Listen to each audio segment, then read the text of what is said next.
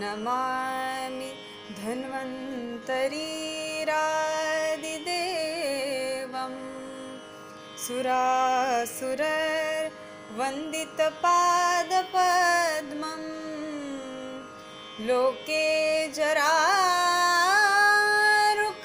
भयमृत्युनाशं दातारमीशं विविधौषधीनां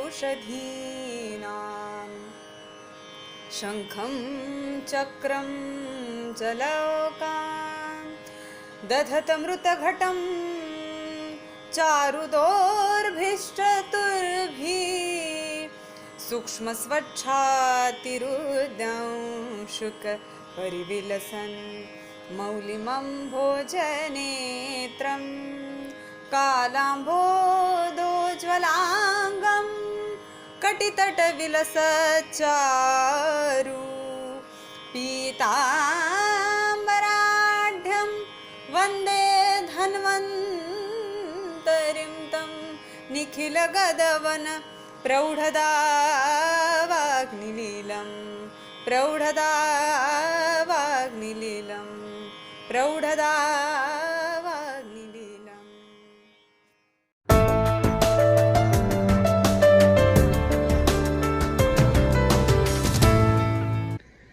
Namaste. Hello dear friends. Welcome to this short video on few parenting tips for caring our children during COVID crisis. First of all, let me introduce myself. My name is Dr. Srihari and I am working as Vice Dean and Associate Professor in Department of Balrog at Mahatma Gandhi Ayurveda Medical College, Hospital and Research Center, which is a constituent unit of Dept Institute of Medical Sciences, Wardha, Maharashtra. Friends, we all are facing this pandemic called COVID-19 or coronavirus disease, and it is obvious that many are being affected in many different ways. Since last 3 months, I have been receiving calls and messages from parents asking for few tips and seeking for suggestions on how to manage their children during this pandemic and how to keep their child safe from not being affected from this pandemic. I would like to highlight and address some of the important questions raised by few parents. I think most of them are very relevant to us, and even I am a parent of 7-year-old daughter, and these issues were even faced by me too. So I've just clubbed their questions and into two broad areas. The first important question what they used to ask was how to engage their children whole day during this lockdown period and how to avoid them from being exposed to constant use of mobile and televisions. The second question was what medications or what interventions are needed to keep their children safe and prevent them from being infected from this dreadful disease called COVID. So dear friends, let me share some of my views on how to tackle these two issues. I'm sure that many of the parents are from working class and have tried almost all the methods which I'll be telling. But I feel that it is worth looking into them in such a way that how and where we could improve upon these methods and make these activities interesting and meaningful and most importantly effective. So first of all, we should as a parent set aside some specific amount of time to spend with our children. It can be initially for a few minutes and later on we can go on increasing to hours depending upon how effective this method is. But having a daily routine is important where we spend quality time with our children. So what does this quality time mean? Quality time means where only you and your child will be speaking, sharing and expressing what we feel towards each other or towards any specific thing you would like to discuss. So this would create a bonding between the parents and this will help in bringing about positive changes in the behavior of our children, and we may expect them to be better behaved, and we may expect them to be listening to what we say. So when I say we should speak, our speak should be in a pleasant and pleasing way, so that our children will be able to understand it and interpret it. So it should not be shouting. Make a pleasant request and we can see how the child responds to it. It is all about how we deliver our words and emotions. Remember, it's all about how we deliver our words and emotions. So when we start speaking with our child, one more important thing what we should start is we should start praising our children when they begin to behave well, or when they begin to do as we would like them to do. So additionally, one more thing what we can utilize to engage our children is by speaking. As I've already told that our speech should be in a pleasant and pleasing way, but it should also be in a way that our speech should be moral and confidence boosting to our child. This is very important, because only if we tell or speak with the child which is negative, which is not of their concern, our children will not be attentive and they do not give much of their attention towards us. So speak something which is moral boosting, which is building up confidence in them. This is very important in case of elderly children who are 10, 12, 14 years of age. So when we speak, we should speak in the areas of interest they are specially inclined or they are liking. Maybe because they may not be a small child, they have attained adolescence. So start speaking about things like sports, music, their friends, their college, their school, their teachers, and films, what they would like to be in their future and what career they would like to opt. I am obvious that most of the parents have used these methods, and few might have got good results, but few might not have got any significant results. And when the situation gets worse, I think most of the parents feel to shout and scream, but ideally it is not advisable. So when we feel that we should shout, scream, or scold our child, I think we should take a pause, move away from that situation, and think over those measures the child would usually agree upon, and then express them to our children. So try to respond in a calmer way. Remember, we are the first real heroes to our children. They can easily catch what we are doing and they try to imitate us in whatever possible way they can. So the onus is on our shoulders to show the best part of ourselves to our children. So one more method what I would like to suggest is to start using consequences or repercussions of any particular activity. And when we start explaining these consequences and repercussions to the child, this will allow them to think before they repeat the same activity in the future. And one more thing what I would like to add to your daily routine is, at the end of each day, preferably at bedtime, speak to your child. Have a small talk, maybe personal talk, and tell them about one positive thing they did today and one funny thing they did today. Remember, this will have a dramatic influence on their tomorrow's behavior. This will have a dramatic influence on their tomorrow's behavior. I have tried it, so I would definitely recommend the parents to try this method. So technically what we can do, all these things were part of counseling, the methods on how to engage our child, how to bring back from the nuisance of mobile, TV or internet. So technically what we can do.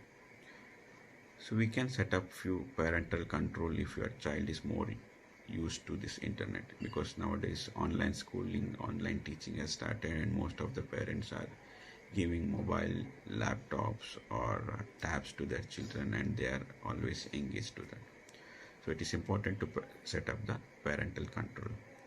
They can easily get exposed to unwanted risk, so turn on safe search in Internet Explorer or Google Chrome, and set up strict privacy settings.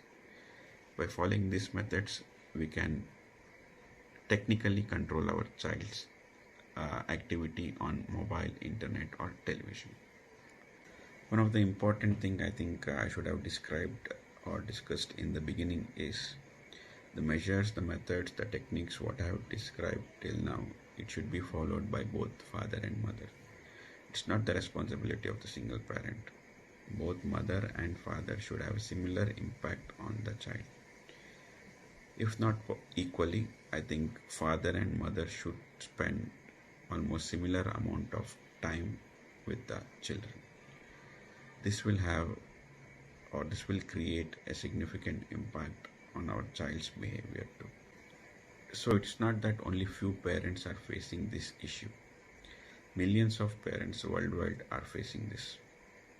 So I would recommend that the parents should speak with their friends, discuss what they are doing to keep their children engaged, safe, and try some of the measures what your friends are doing, and which can be adopted in your home, which can be easily inculcated in your child's activity, and which is feasible to you. So try to implement them in your home. So coming to the second issue, how to keep our child safe and protect them from being infected from this COVID pandemic. So having a knowledge about this COVID pandemic is very important. So as a parent, we should explain our child what is happening and what is COVID. So before that, ask them to speak freely and understand what they already know about the disease, and then start speaking about COVID.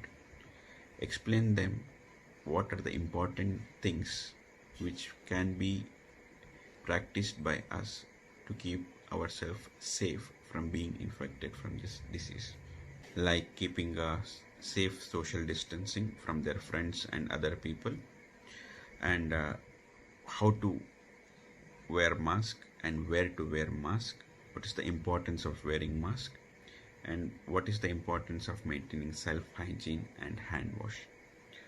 So make hand washing a fun activity. Explain them the 6 steps of hand wash and the importance of doing them for 20 seconds. How Ayurveda can help to keep our child safe. So as already I have told, Dinacharya or daily routine is one of the important measures which I have been told by Ayurveda.